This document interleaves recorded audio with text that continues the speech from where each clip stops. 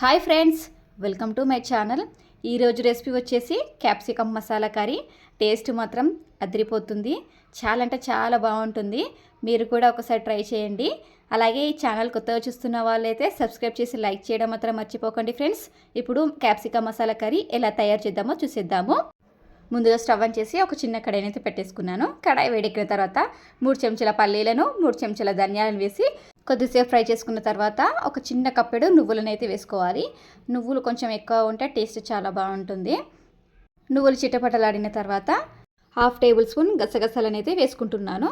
గసగసాలు కొంచెం ఫ్రై అయిన తర్వాత ఎండు కొబ్బరి ముక్కలను, ఒక చిన్న సైజులో ఉన్న ఉల్లిపాయలను చిన్న చిన్న ముక్కలు కట్ చేసి అయితే వేసుకుంటున్నాను. ఇవి ఎక్కువసేపు ఫ్రై చేసుకోవాల్సిన అవసరం లేదు, కొద్దిసేపు ఫ్రై చేస్తే సరిపోతుంది.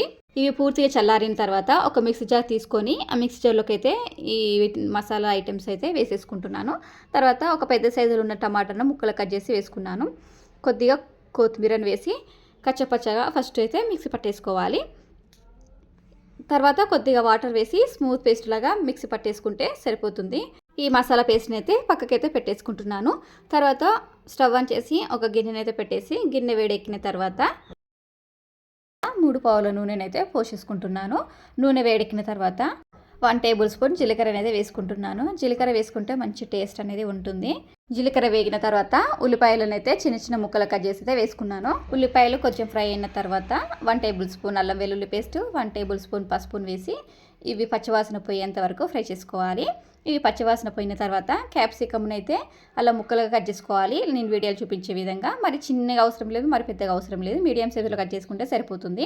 తర్వాత 1/2 టేబుల్ స్పూన్ సాల్ట్ అయితే వేస్తున్నాను. సాల్ట్ వేయడం వలన క్యాప్సికమ్ ముక్కలు త్వరగా మగ్గిపోతాయి. సాల్ట్ వేసాక ఒకసారి కలిపేసి మూత పెట్టి ఇవి ఒక 5-6 మినిట్స్ మగ్గనివ్వాలి. ఇలా 5-6 మినిట్స్ మగ్గిన తర్వాత ఇలా నేను వీడియోలో చూపించే విధంగా క్యాప్సికమ్ ముక్కలను చుట్టూ అనుకుంటే మనకు మధ్యలోకి ఆయిల్ అంతా వచ్చేస్తుంది.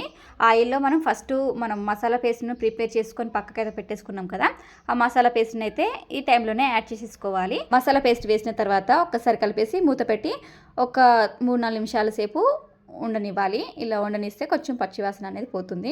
తర్వాత 1.5 టేబుల్ స్పూన్ కారం, రుచికి సరిపడంత సాల్ట్ ఈ టైంలోనే యాడ్ చేసేసుకోండి. మనం ఫస్ట్లో కొంచెం యాడ్ చేస్తాం కదా, ఈ టైంలో రుచికి సరిపడంత సాల్ట్ని అయితే యాడ్ చేసేసుకోవాలి.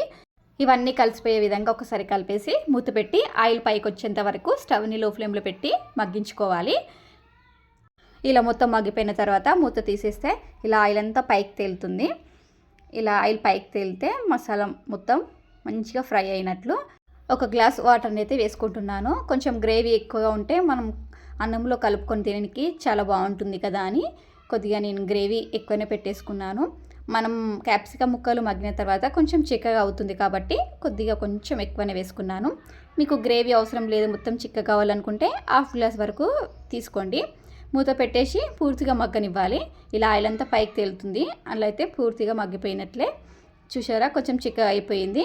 లాస్ట్లో కొద్దిగా కొత్తిమీర వేసేసి మూత పెట్టి స్టవ్ ఆఫ్ చేసేసుకుంటే ఎంతో tasty capsicum masala curry ready. Taste మాత్రం అదిరిపోయిందండి. మీరు కూడా ఖచ్చితంగా ఇలా ఒకసారి ట్రై చేయండి. తర్వాత ఒక సర్వింగ్ బౌల్లోకి అయితే సర్వ్ చేసేసుకుంటున్నాను. ఇలా ఈ విధంగా ఒకసారి క్యాప్సికమ్ మసాలా కర్రీని అయితే ట్రై చేయండి. మీ ఇంటి వాళ్ళు కూడా చాలా అంటే చాలా ఇష్టంగా తినేస్తారు. ఈ రెసిపీ మీకు నచ్చినట్లయితే ఒక లైక్ చేయండి. అలాగే ఈ ఛానల్ కొత్తగా చూస్తున్న వాళ్ళైతే సబ్స్క్రైబ్ చేసి లైక్ చేయడం మాత్రం మర్చిపోకండి ఫ్రెండ్స్. మీరు లైక్ చేయడం వలన ఈ వీడియో ఇంకొకరికి షేర్ అవుతుంది కాబట్టి ఖచ్చితంగా లైక్ చేయండి. చూసిన ప్రతి ఒక్కరూ లైక్ చేయడం మాత్రం మర్చిపోకండి ఫ్రెండ్స్.